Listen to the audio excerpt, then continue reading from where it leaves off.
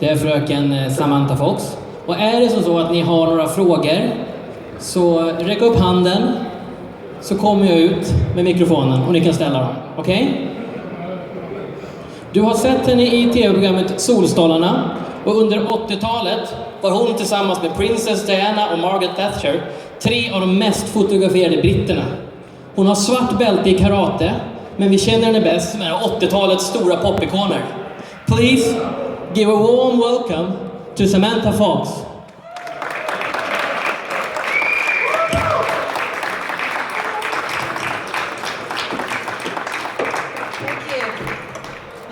Hi everybody. Hi. Thank you, Tusen tack. Thank you. Good, I'm going to start with a few questions just to soften the audience up. And here in Sweden, you have 3 gold albums, 1 platinum album, amongst other awards. And your biggest hit is Touch Me, of course. Yes. But which song is your own favorite? I guess I love Touch Me because that made me an international star. When I was very young, I was like 20, 21. But I think my favorite song is a song called I Surrender to the Spirit of the Night. I love this song. And obviously the new songs that I'm writing are very good too. Coming very soon. Yeah, talking about songs, I know like during the 80s, you and Sabrina were like 2 of the biggest rivals. But a few years ago, the 2 of you recorded a song together, Call Me. How did you come up with that idea? Or did you choose that song because you were a big fan of Blondie as a kid? Most definitely. Back in the 80s, the record companies, they thrive on publicity. The more publicity you have, they feel the more records you sell and the more publicity you get in the newspaper. And they created this war between us, but it was never real, you know, because every time we met each other, we go, hi Sabrina, I go, hi Sabrina, she go, hi Sam. And then about 6 years ago, we were working in Poland at the Sopot Festival, and we hadn't seen each other since Ibiza, which was like maybe 10 years before. And we were talking about our influences when we were younger, and mine was definitely Debbie Harry from Blondie. She was like my idol, and she said, oh, she's mine too. And on the aeroplane we discussed which song, maybe, oh yeah, that was it. We said, why don't we do a song together? And we chose Call Me because we both love Debbie Harry.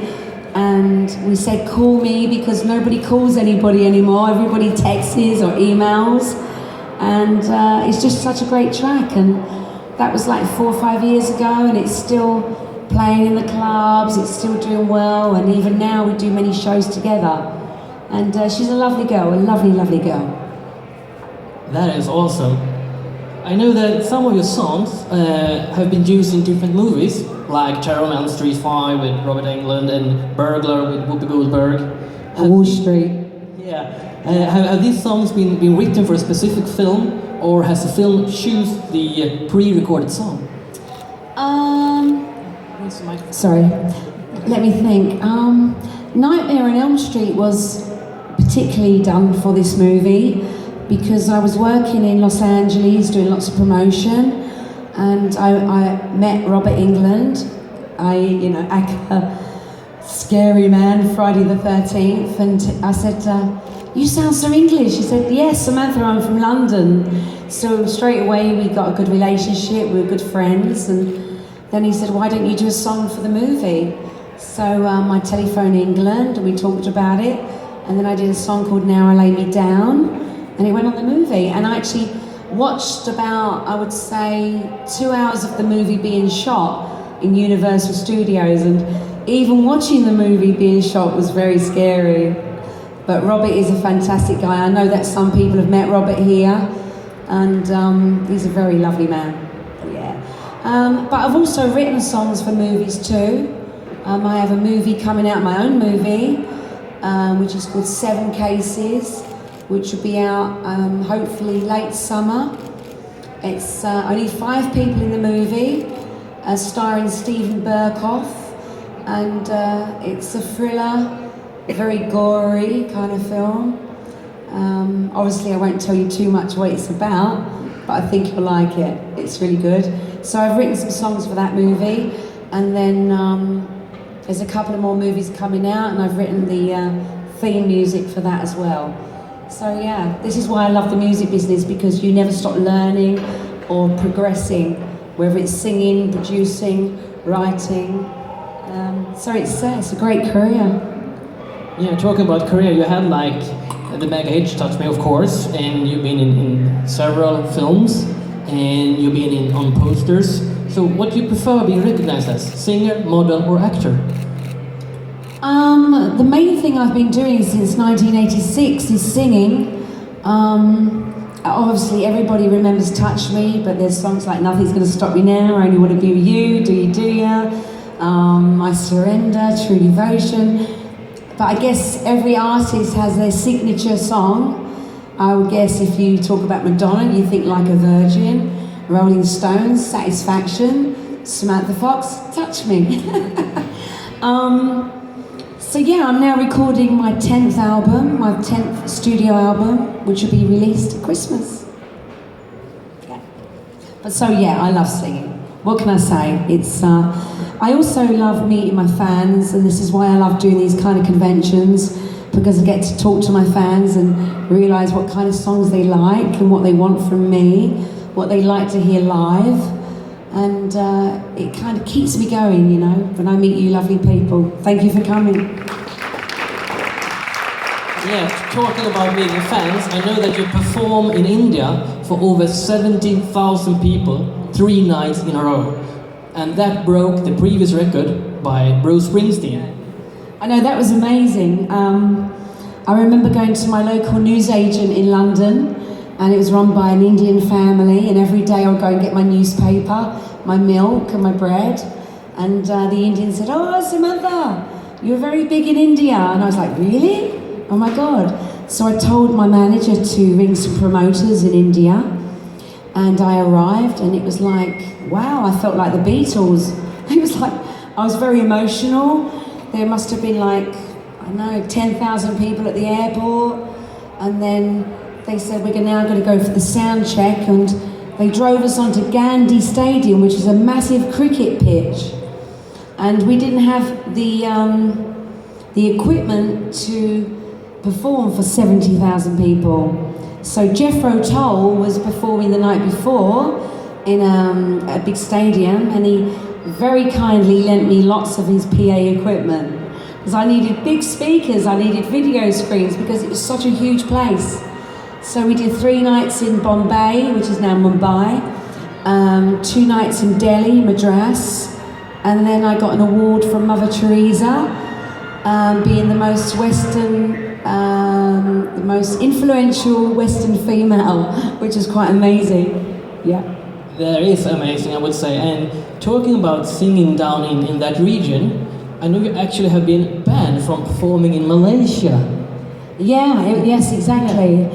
It was during my Asian tour, and the first song of my show was called Sex on His Mind, which I'm sure we all have on our mind, right? Many times of the day. But I think men more, right? Maybe?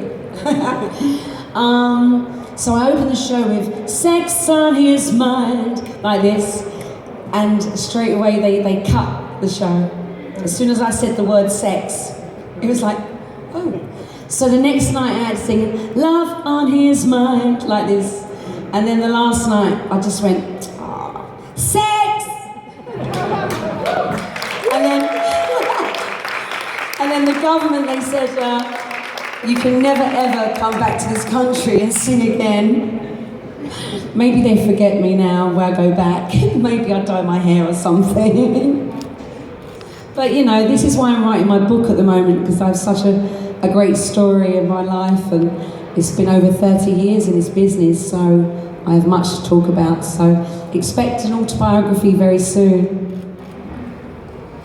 Do we have any questions from the audience? And now we're running around. Yeah, over there.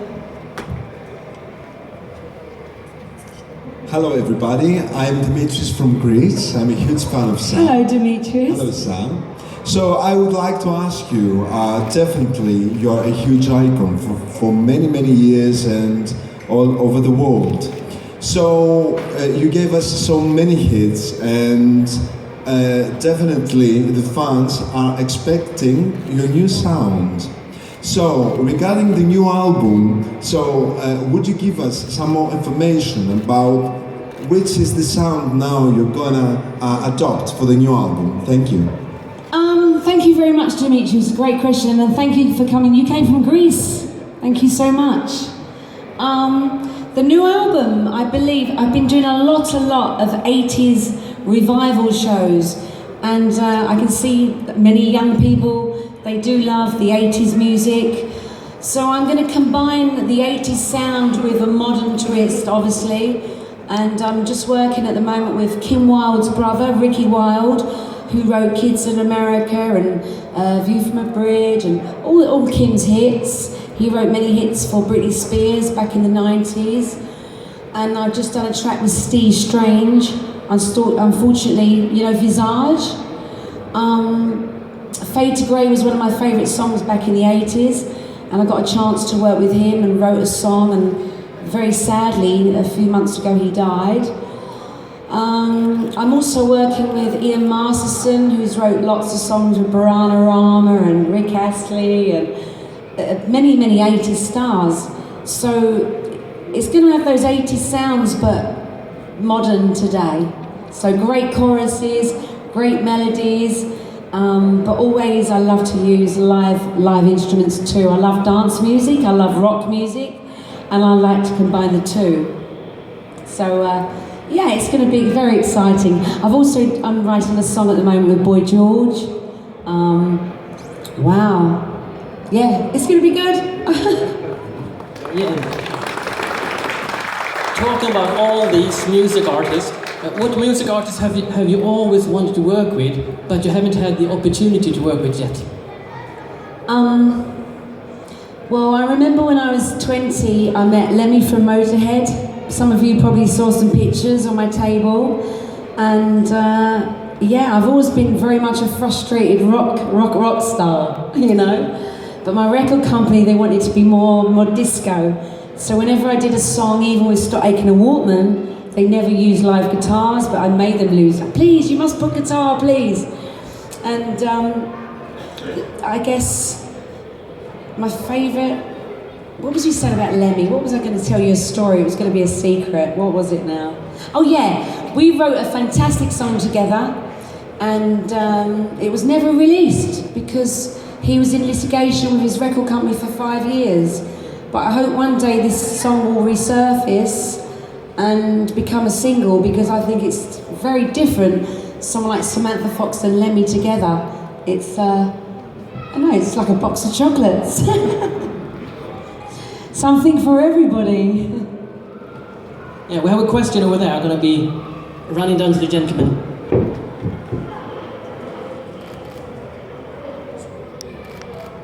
Oh, he changed his mind. He's shy, don't be shy. Do you have other questions? Or, yeah, over there. Hiya. I met you before. Yeah. Hello. Yeah, Hello. my name is John. Yeah, I've been here since yesterday. Almost slept over.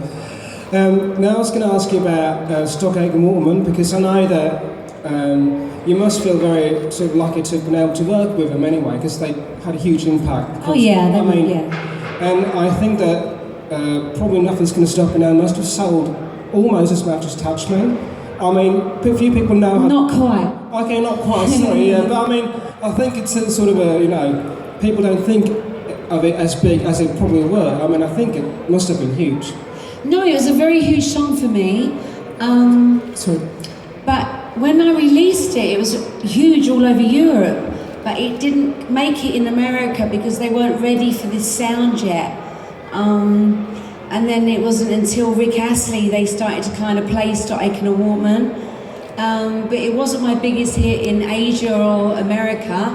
But in Europe, it was a very, very big song for me, very big. I mean, I love this song because it brings back so many memories of my life at this time. Was like a roller coaster. And yeah, nothing was going to stop me now, and still not, hopefully. but could you just tell us a few details of what it was like to work with them, with Stock Aitken? It was very quick, in actual fact. I remember Nothing's Gonna Stop Me Now was written in 15 minutes. I arrived in the studio and I had big success at that time with Touch Me and Do You and I Surrender. And the record company felt like a change of direction. This is why I put guitar solo in Nothing's Gonna Stop Me Now, because I had my sound and I didn't want to come away from that. But it was always very quick. They were so very talented. They were a team. And I remember going in the studio and Mike Stock saying, I think nothing's going to stop you now. And I said, wow, that's a great title for a song. And he wrote in 15 minutes and I recorded it in 1.5 hours. So I liked to work with them. It was fantastic. It was like, yes, yes, yes. I think the longer you take to do a song, then you think, when I do this live, it's got to be just like the single. Why make the record so complicated with all these harmonies and I don't know. In those days, they used to slow things down, speed things up, and I wanted my songs to be natural so that when I went live, they sounded like the record. So yeah, no, they were very good, very professional. And me and Pete are still good friends, and Mike Stock has a very small label at the moment, and he wants to do a new song for the album too. So as the album's going to be a very 80s influenced album, I think I'll probably work with Mike Stock again. He's a very good lyricist, very, very good. Thank you. Yeah, talking about singing, I know you started singing at a very early age, like the age of 5. And I know they went to theater school, and at the age of 14, you started your first band. Did you ever consider taking an ordinary day job? I did. My mother and father always taught me the value of life, and if I needed something, or I wanted a new leather jacket, or I wanted this, or go to a concert, that I had to work for it. So yeah, the value of working and earning, and I just knew if I wanted to buy that leather jacket, I'd have to earn the money to buy that. And I would knock on people's doors, I'd wash cars. Even my dad, I say, Dad, can I have £10 please? He'd say, you can wash my car for 1 week. I go, okay. So I learned the value of money because I come from a very working class family. And deep down in my heart, I still consider myself that person. And I think that's why I'm still in the business after all these years, because this fox ain't no diva. Yeah, that's worth an applause. Talking about work, I heard you've been working for Saving Wild Tigers. What drew you to that? To be honest, I try to save so much in this world. The tiger thing came when I watched a documentary, and I couldn't believe there was only 2,500 left in the wild. And then I started to investigate this and discovered in China they kill the tiger because they think the bones are good for epilepsy, or they make wine out of this because they think it makes them... I won't do it, but you know what I mean? And the whiskers they use for toothache, and scientifically this is proven that this is rubbish. So I went on a politics show in England and met Jeremy Brown, who is our foreign minister, and showed him lots of pictures of what's going on in China. And then it went on from there, and then it went on to about saving the dolphins in the cove in Japan. Because I think when you're a worldwide known person like me, I can help this situation because I have a voice, and I can, like now, I can help save people, help save animals. We're only on this world once, and we must do what we can, you know. That's totally worth an applause. And we can talk about the elephants, the rhino horn, and one day there's just going to be nothing, just zoos that children go to, and not see wildlife programs anymore with animals in their real environment, you know, which is a shame. Yeah, it sure is. Going back to your career, if no one else has a question, because we are almost rounding up. Okay. Yeah, I'm gonna take Hello. that. What's the name of the new record?